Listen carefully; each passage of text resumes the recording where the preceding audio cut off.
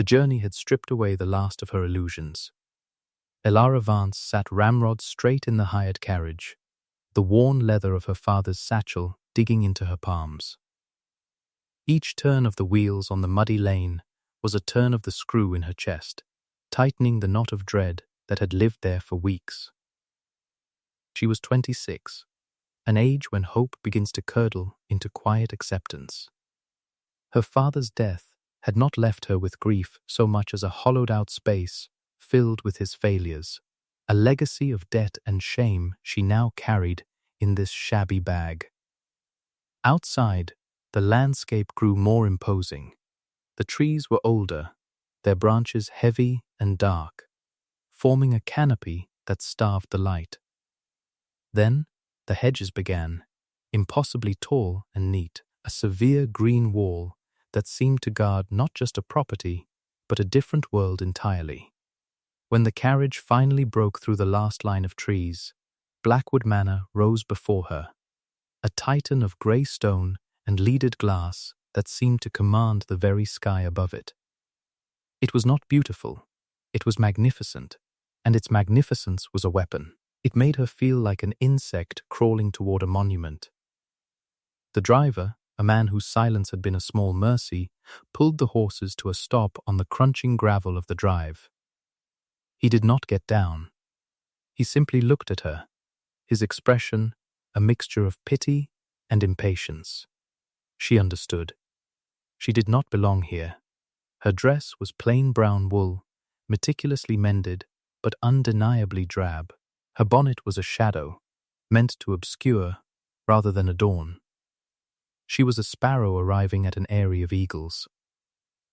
Elara paid the man the last of her coins, her hand trembling slightly.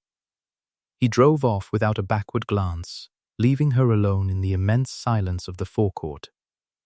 The sound of the retreating wheels was like the last thread connecting her to her old life snapping.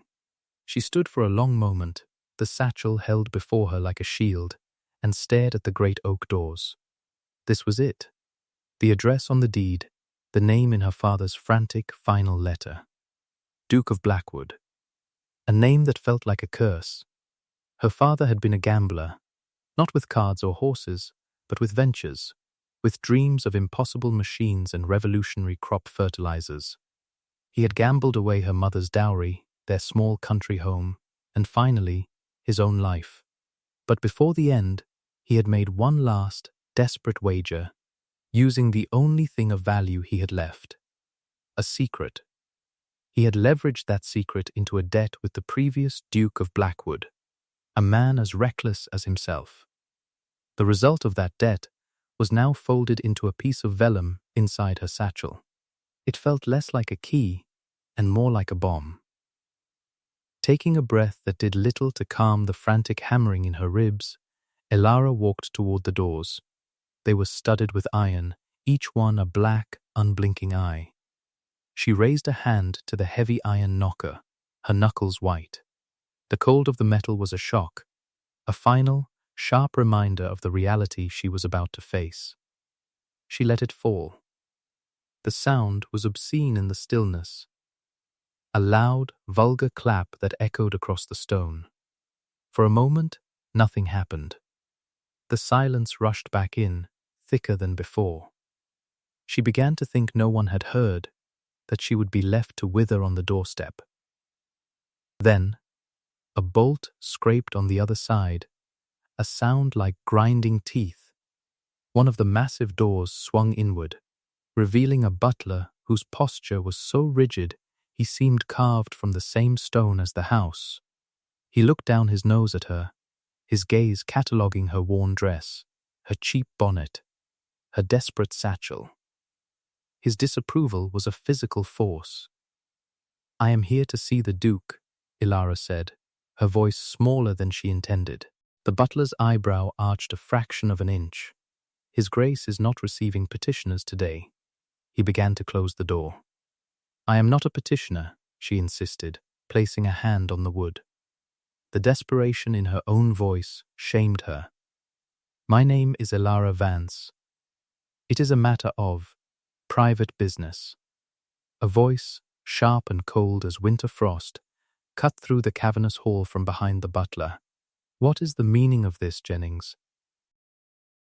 The butler stepped back, his spine somehow growing even straighter.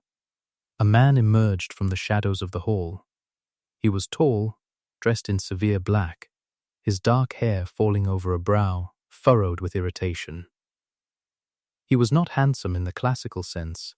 His features were too sharp, his jaw too unforgiving.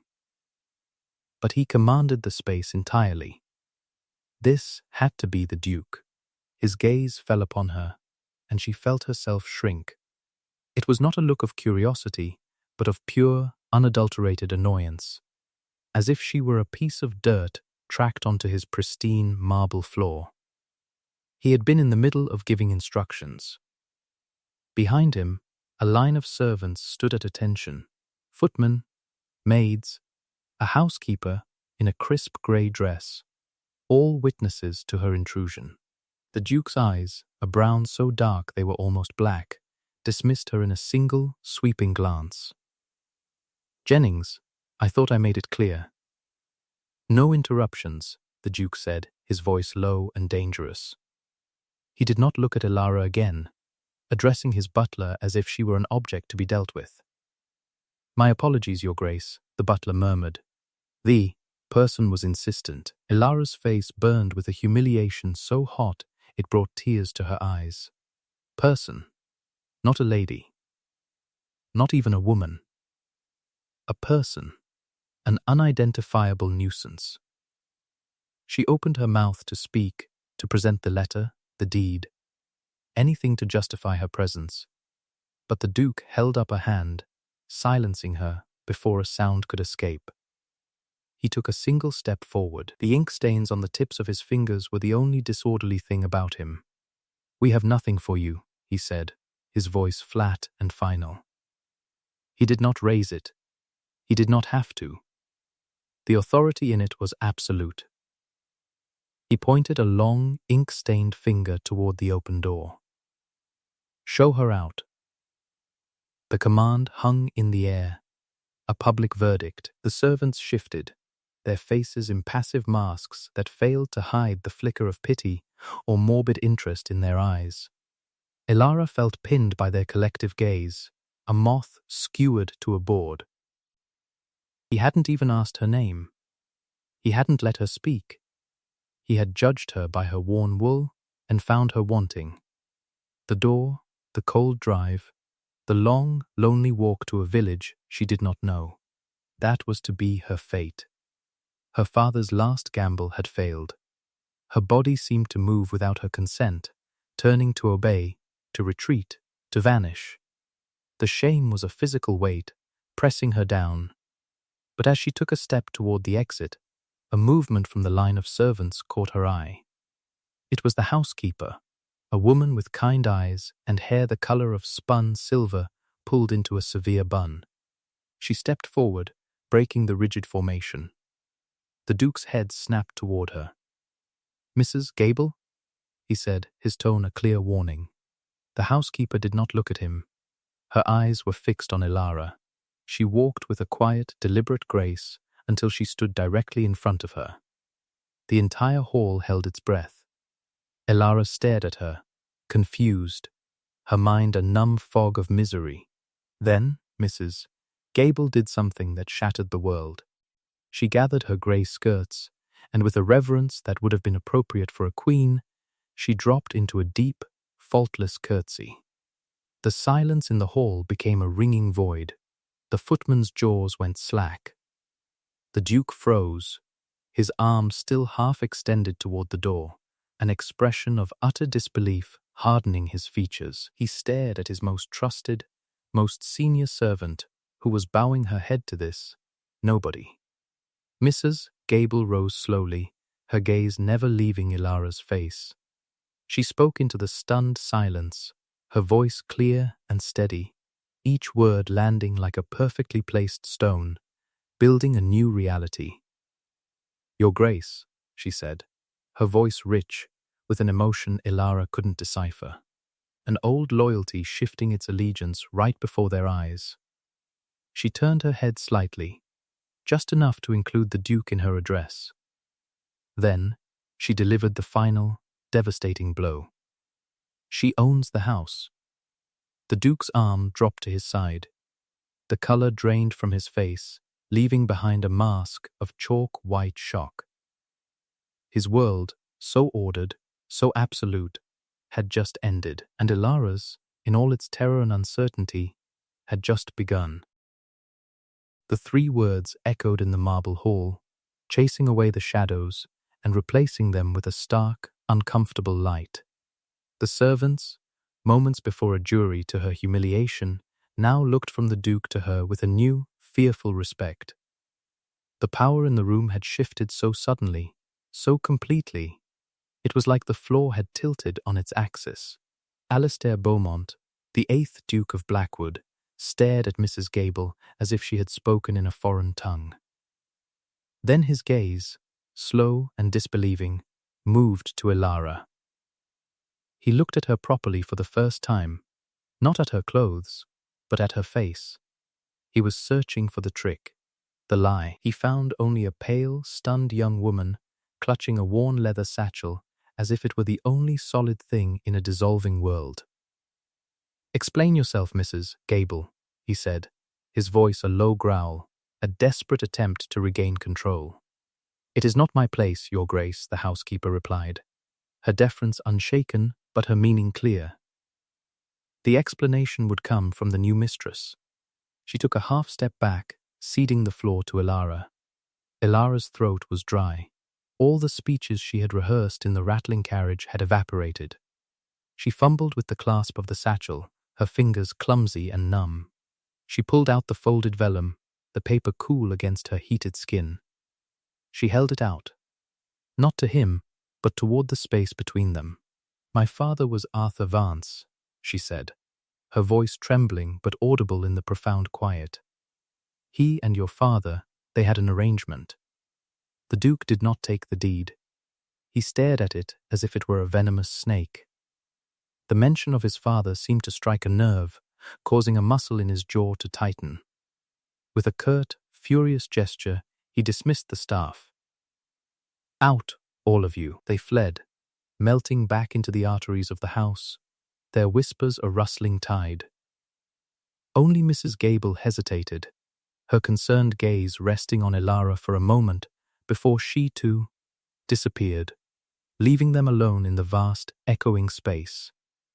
"My study," he bit out, turning on his heel and striding away without checking to see if she followed. Ilara followed his rigid back down a long corridor lined with the portraits of his ancestors. Their painted eyes seemed to watch her, judging this drab intruder who dared to usurp their legacy. The study was a room of dark wood, leather, and the scent of old paper. A fire crackled in the hearth, but it offered no warmth. The Duke went to stand behind a massive desk, a fortress of carved mahogany, and finally turned to face her. "Show me," he commanded. She walked forward and placed the deed on the polished surface. He snatched it up, his ink-stained fingers spreading across the vellum. He read, his dark eyes flying across the spidery script. She watched his face, a study in controlled fury. She saw the moment he found the clause, the damnable, impossible paragraph that signed away the heart of his inheritance. She saw his knuckles turn white as he gripped the document. "This is a forgery," he said, the words clipped. "A fraud. My solicitor assured me it is ironclad," Ilara replied quietly, "as did my father's letter. The debt was substantial. Your father secured it with the deed to the house and the immediate surrounding parkland. The entailed lands and the title remain yours, of course. But the manor is mine." He slammed the deed down on the desk. "My father was a fool, but he was not an idiot. He would never have signed this." "He did," Ilara said, "to cover a debt he owed my father. A debt of honor, the letter called it." She did not add what she suspected, that the two men, both consumed by their own obsessions, had made a madman's bargain in a haze of brandy and desperation. The Duke began to pace, a caged predator in his own den. "And what do you want? Money? You have come to bleed me dry? Is that it? Name your price. I will pay it. I will see this house sold for scrap before I let her." He stopped, biting back the insult. "Avance," a name he clearly knew and despised. "I have no money, Your Grace," she said, the formal address feeling absurd on her tongue. "If I did, I would not be here. My father left me nothing but this." She gestured to the deed. "I have nowhere else to go. I do not want your money. I want a roof over my head. I want what is legally mine." He stopped pacing and stared at her, a new, dawning horror in his eyes. He had assumed she was a blackmailer, a creature he could understand and deal with. He was only now realizing she was something far worse, a fixture.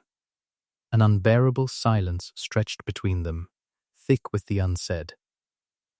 He was the Duke of Blackwood, master of one of England's great estates, and he was homeless. She was Elara Vance, a penniless spinster, and she was his landlord. The absurdity of it was a bitter pill. "This arrangement is impossible," he finally said, his voice strained. "It is merely reality," she countered, a spark of her father's stubbornness flaring within her. "I have no desire to see you turned out. That would be unseemly, but I will not be turned away from the only sanctuary I have left." They stared at each other across the desk, two unwilling partners in a disastrous inheritance. He saw a plain, determined woman who had just stolen his home. She saw a proud, furious man whose life had just been shattered by the ghosts of their fathers. A fragile, unspoken truce was formed in that room. She would stay. He would stay. They would exist under the same roof, two sovereigns of a divided kingdom, circling each other in a state of polite, frigid war. The days that followed were a study in quiet tension. Elara was given a suite of rooms in the East Wing, beautiful and opulent, but they felt like a gilded cage. Mrs. Gable saw to her needs with a quiet, unwavering respect that seemed to bolster Elara's courage. The rest of the staff followed the housekeeper's lead, treating her with a confused deference, addressing her as Miss Vance, while still looking to the Duke for every command. She and the Duke rarely spoke.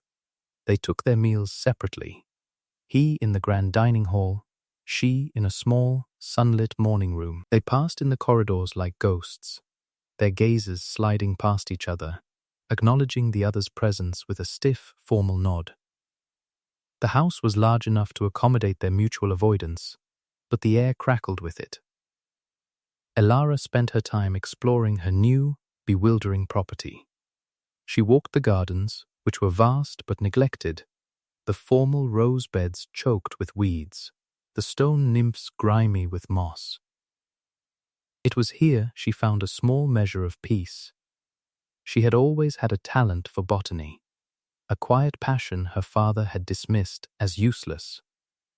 She had books filled with detailed sketches of wildflowers and herbs. In a walled-off section of the garden, she discovered something extraordinary. A collection of roses, many of which were unique, their colors ranging from the palest blush to a crimson so deep it was almost black. One cultivar in particular captivated her. Its petals were the color of midnight velvet, a true black rose.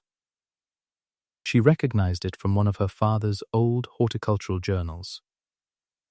The Blackwood rose, a legendary flower, notoriously difficult to cultivate, said to exist only here.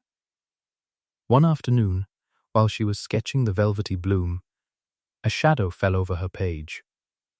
She looked up to see the Duke standing there, his expression unreadable. It was the first time he had sought her out. "The Blackwood rose," he said.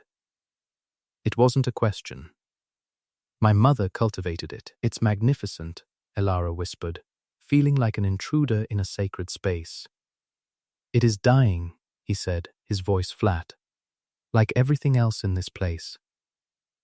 He looked from the rose to her, and for the first time she saw something other than anger in his eyes.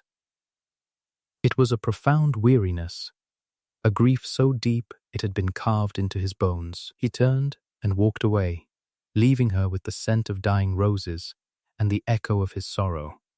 That brief exchange was a crack in the armor of his cold fury. She began to see other things.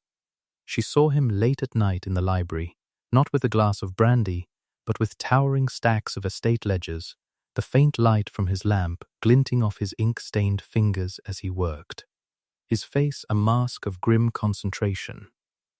She heard him speaking with the head groom about a sick horse, his voice filled with a genuine concern that startled her.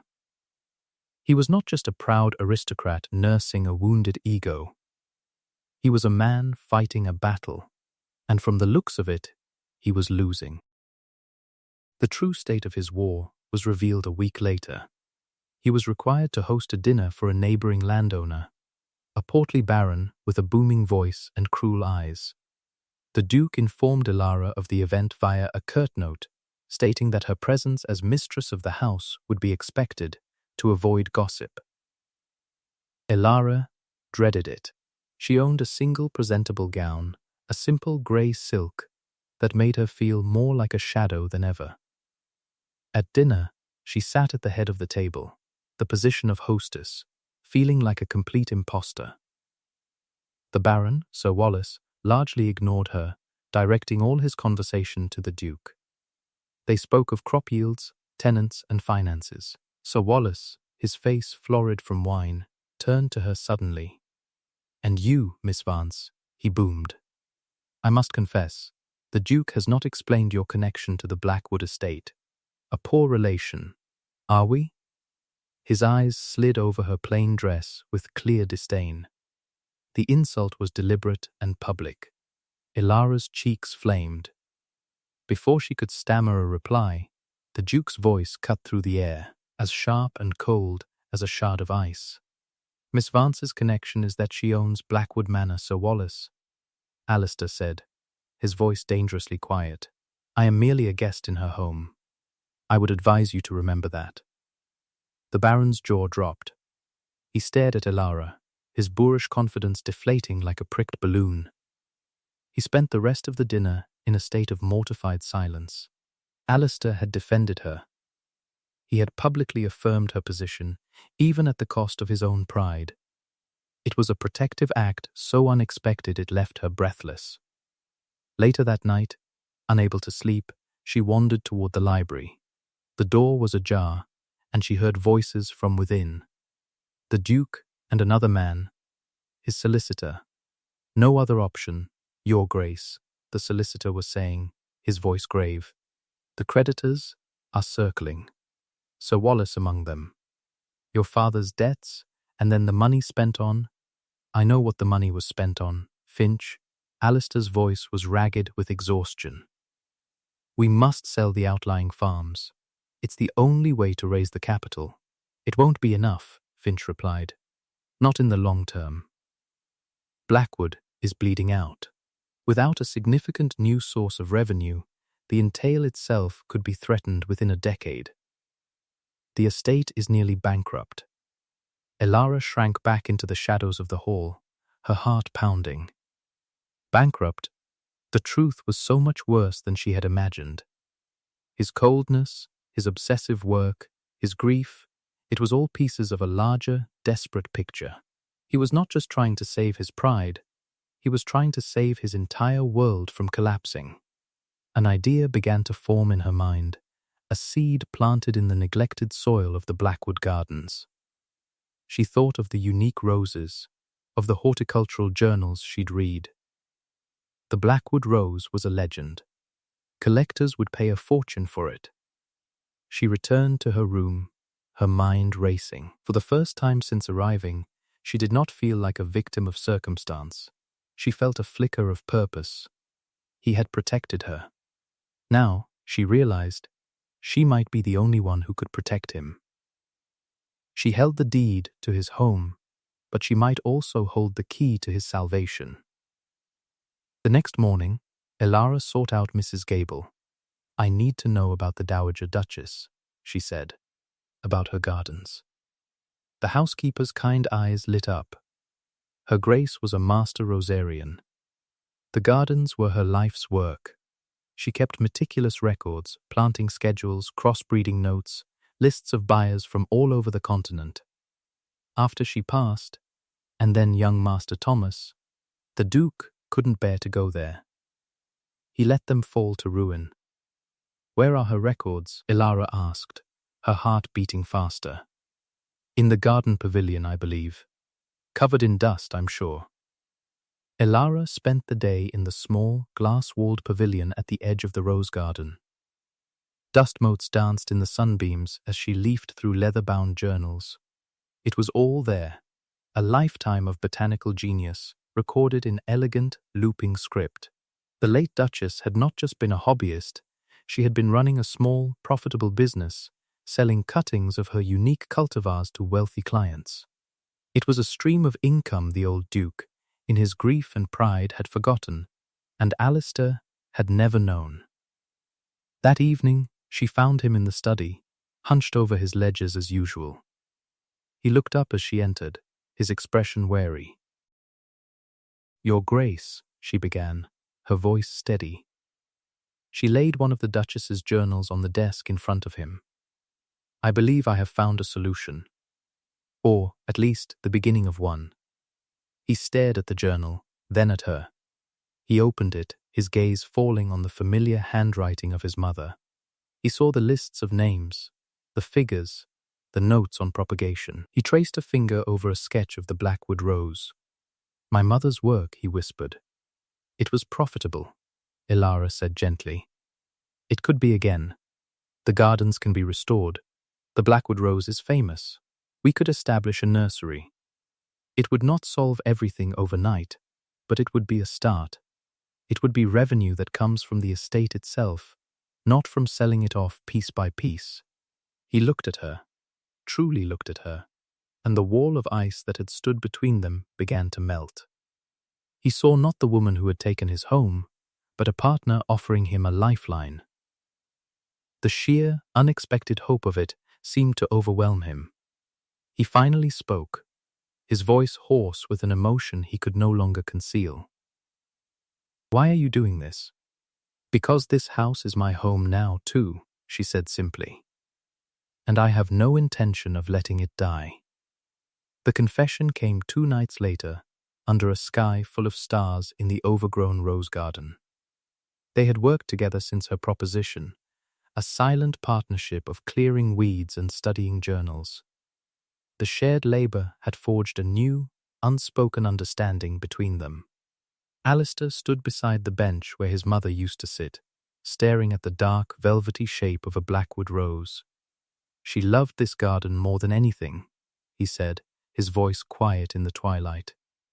"After she died, my father couldn't stand the sight of it. He let it go.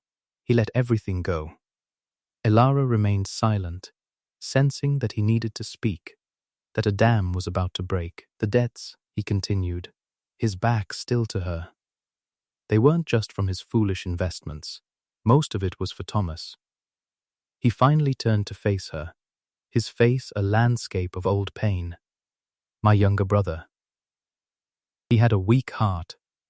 My father spent a fortune on physicians, on trips to warmer climates, on any quack who offered a glimmer of hope.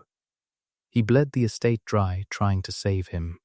He died 2 years ago," Alistair said, his voice cracking on the last word. "And my father followed him 6 months later. He died of a broken heart, leaving me with the ruins.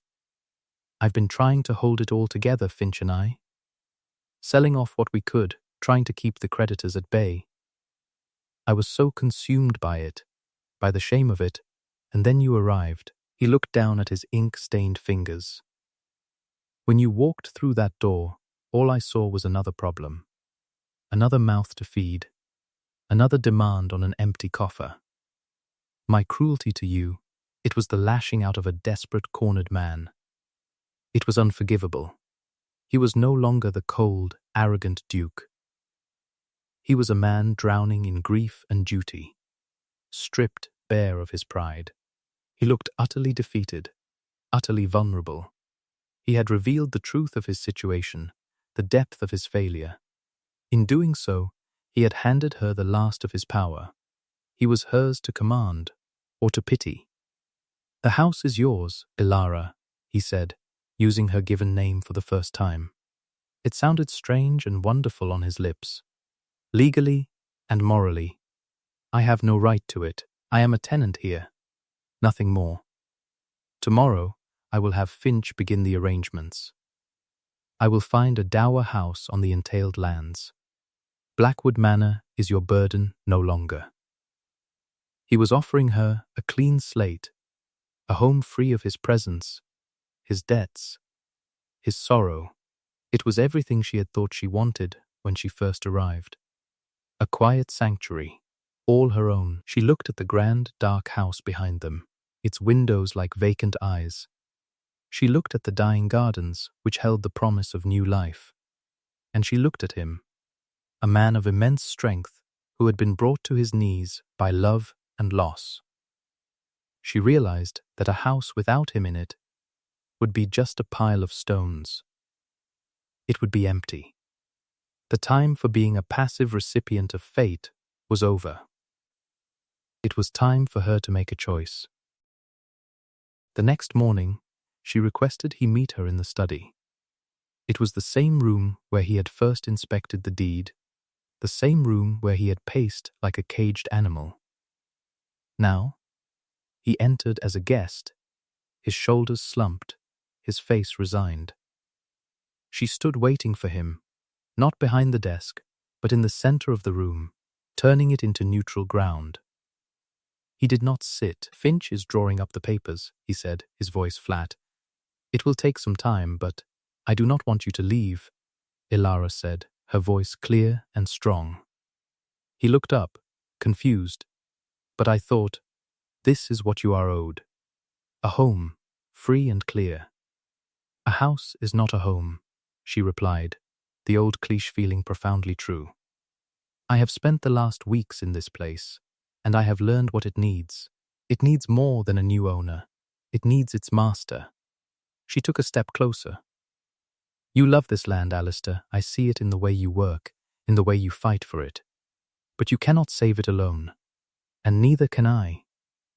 She laid her plan before him, not just the idea of the nursery, but a detailed proposal drawn from his mother's journals and her own knowledge. A business plan. She spoke of contracts, of cultivating new hybrids, of turning Blackwood into a center for horticulture. She spoke of the future, a future they could build together. "I am not releasing you from your duties, Your Grace," she said, a small smile touching her lips. "I am promoting you. I am the owner of the house, yes, but an estate like this needs a duke. It needs you." He stared at her, stunned into silence. He had offered her surrender, and she had countered with a declaration of alliance. She was not taking pity on him. She was offering him a partnership, a position of honor and purpose, not out of charity, but out of logic and a shared vision. "I propose a contract," she said, her voice gaining confidence. "A formal partnership. You will manage the estate. I will manage the gardens and the new business. The profits will be used to clear the debts and restore Blackwood to its former glory. We will be partners."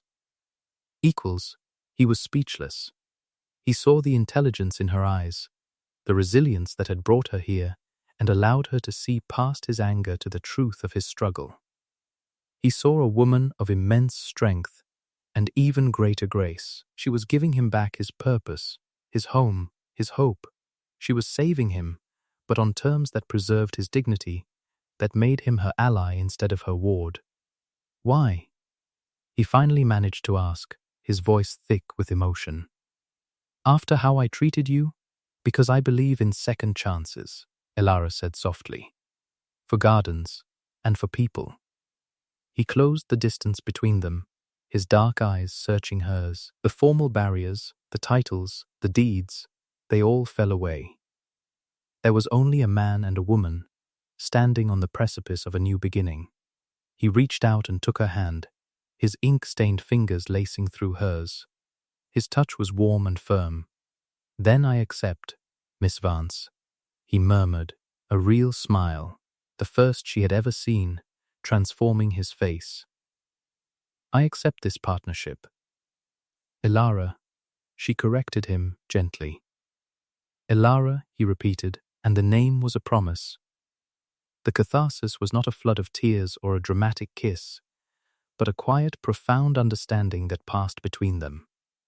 In that moment, the house was no longer his or hers. It was theirs.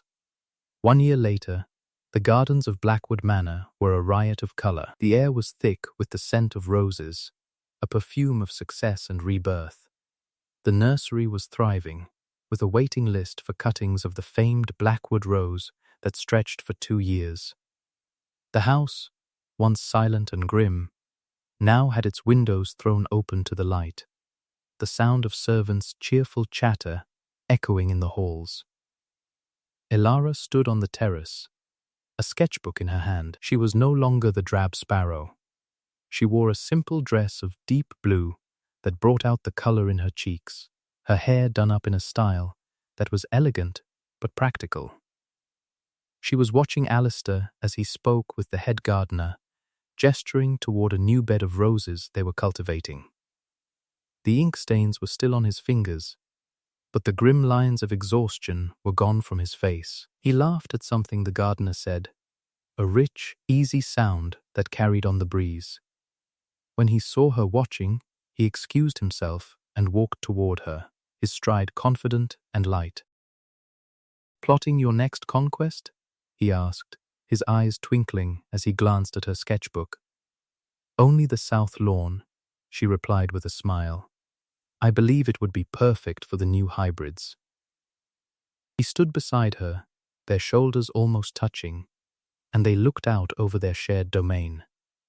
The estate was not yet free of debt, but it was on a firm footing, its future secured not by the sale of its past, but by the cultivation of its beauty. "Finch is ecstatic," Alistair said quietly. "He calls you the Angel of Blackwood."